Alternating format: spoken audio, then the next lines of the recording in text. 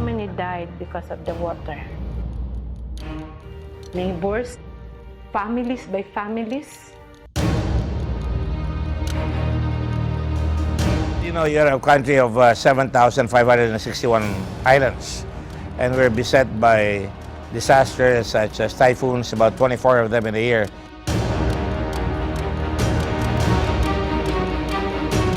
And then you can have volcanic eruptions, you have earthquakes, you could have a tsunami, and you could have a conflict all the time. When there's great disasters, the ports will not be operational. They will be part of those infrastructure that have been interdicted and cannot operate, or airports cannot operate. We had the biggest disaster at sea here in the whole world, the Doña Paz. Sometime in the 80s, I believe it was. Souls lost their lives in a collision between Cebu and Leyte, and there were no ships to help out. We could have gone there. We initially had the Ball earthquake. We lost 6 of our historical churches, and a lot of homes were destroyed. We also had the Zamboanga disaster, which is the Zamboanga siege. To top it all, you had the biggest typhoon that hit the face of the earth at that time. This was Haiyan. Inundated and affected as many as 14 provinces. Seriously, ports and airports were not operational. I could not get my goods right away to Yolanda or Haiyan. And when we finally got them moving, it took us 4 days to negotiate the trip from Manila all the way to Tacloban. But if we had a ship, we could have negotiated it very, very easily. But we will not be overcome by challenges. That has always been my philosophy as a leader. And the moment that disaster struck us, I said, we need a ship.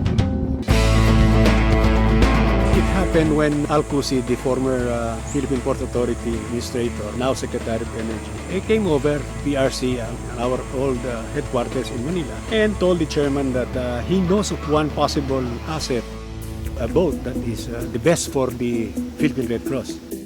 So we would need a very good ship that has variable capability. And the capability of this ship to land on a pier, and in the absence thereof to land on a beach, is certainly a tremendous advantage to everybody.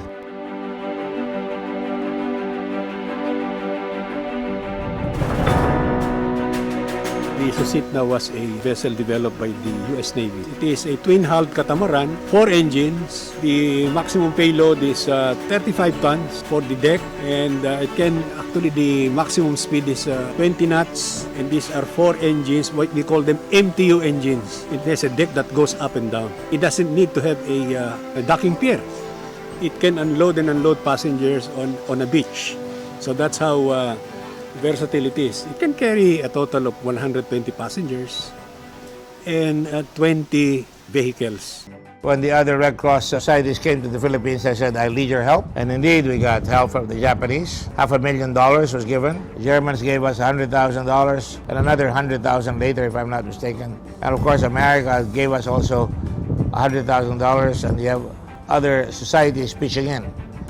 So we were able to cover that, and of course, from our savings, we were able to raise more resources, and we were able to mount some donations from our donors and from our partners. The original value of the ship is around $85 million. So initially, we wanted them to donate it to us, but they came back to us. Under some legal constraints, they can no longer give it for free. So that's where the haggling started, until we got down to $1.750 million. It's easy to acquire a ship, but to bring a ship of this size and this, it is challenged by the Pacific Ocean.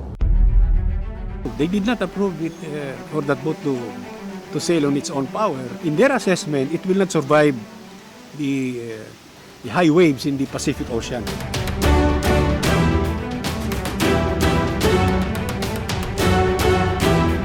So finally, the solution was to put it on a barge. It had to be carried and lifted on a barge, and the barge will be towed all the way to the Philippines by the towing company that we dealt with. There were a lot of challenges. The Susitna is a very specific vessel. To a certain degree, for a transoceanic crossing, she's fairly fragile, if you will, because of her design, for her speed and her nature of operation. So we looked at several methods of how to do this. Before, I've worked with an operation where we loaded something on a barge. Once it got on the barge, we can take it anywhere. It was the largest vessel I've ever been involved in lifting and the greatest distance traveled approximately 6,000 nautical miles from Seattle, so a very heavy lift. There was no other capability in Puget Sound other than the Happy Star and Big Lift. That was the first challenge. The second challenge was how high above the deck the vessel was and how to best secure it transcross Pacific in what was still hurricane season. Taking in all those things into account to ensure that it stayed in place on the vessel was the biggest challenge. When we lifted the first time the Susitna onto the barge, we had some challenges with the lifting gear. There were some welding eyes welded onto the Susitna, so she would be able to be lifted out of the water. Those lifting lugs were a little bit on the large size, so we had to adjust them. During the loading operation in the United States, we had an operation that lasted about 12 hours from the morning till somewhere in the evening. It was a long trip because from Seattle it had to go down to California, and then the voyage they took was to pass through Hawaii, and from Hawaii the last stop in the U.S. territory is Guam. From Guam went around North Luzon and to Subic. That was how circuitous that trip was. So it took them more than 2 months.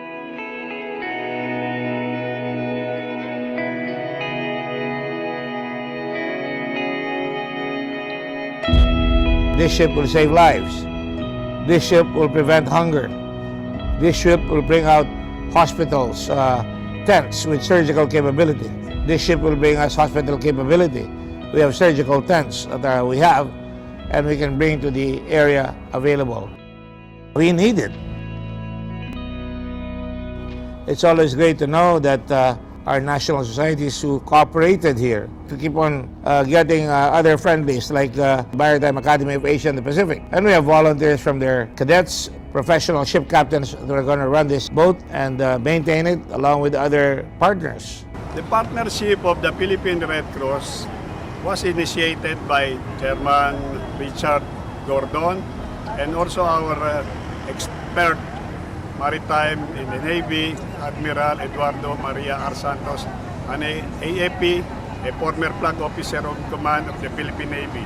The partnership is composed of, as far as I know, it's all for the manning, maintenance, supervision, and crewing of that special vessel of the Philippine Red Cross.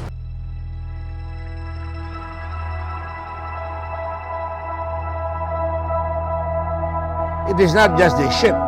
It is a combination of volunteers and the logistical capability of the Red Cross that we transformed in the last 4 or 5 years, which means we now have a chain of warehouses, big ones, 3 hectares big in Cebu, which is the Queen City, the #2 port of the country, or the one in Tacloban, which is always hit by disasters from the Pacific, typhoons, Cagayan de Oro, Subic Bay, Metro Manila. We have 2 in the north, in Ilocos Norte and also in Nueva Vizcaya. In Iloilo, we also have 1 warehouse covering 4 provinces in the area. What can we do with this ship? We can put in 20 vehicles of all sorts. We can put up several ambulances, maybe 6 trucks for cargo. You can put up a payloader. You can even put up an amphibian. So we can get the ship on the beach and bring it to start saving lives and alleviating human suffering right away. Also, once in a while, we will go to places where there is no livelihood in a conflicted area like Sulu, which is one of the southernmost islands. We want to help alleviate that by providing them with a ship that can pick up their mangosteen, their cash crops, because hardly any ships go there because they're afraid, and a Red Cross vessel can pick them up, as I did before, and taking them to Manila and just giving them instant cash at market prices. I call it the Fruits of Hope campaign. As far as the Red Cross is concerned, it's better to have something even if it's expensive than not having anything at all. I'd rather take the risk of, making sure that we raise more money, and I intend to do that. It's a highly modern vessel. It's diesel powered, but it requires more than 80,000 liters of fuel. So if you travel, let's say from Subic to Davao and back, that's easily about, I think, 1 million pesos in terms of fuel cost, because 1 full tank is more than $2.4 million or thereabouts. And then the maintenance, of course, is another issue. So we must prepare for this.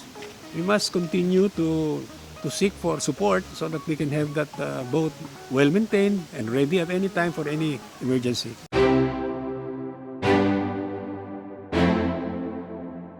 But it's important also to get the people to know that they can donate to this vessel, not because they're parting with their money, but they are transforming somebody who's had a very bad disaster into another opportunity in life. So there's no room for the selfish here. There's room for those who are good Samaritans. There's room for those who don't adore money, but rather use money to help others. There's room for those who have a lot in life that they can give and share to those who have less in life. And that's the soul of life. When we acquire things for humanitarian purposes, actually, you cannot count the value of the asset as against its use. Because we are talking about delivery of humanitarian services. Especially if you talk about saving lives, it's immeasurable. You cannot say that you got a $5 million, $6 million investment in the ship and you're going to save 4 or 5, 6, 7, 8 people.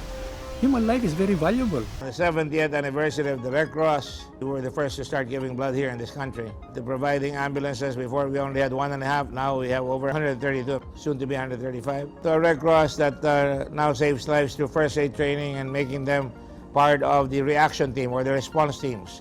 We have quite a bit of them.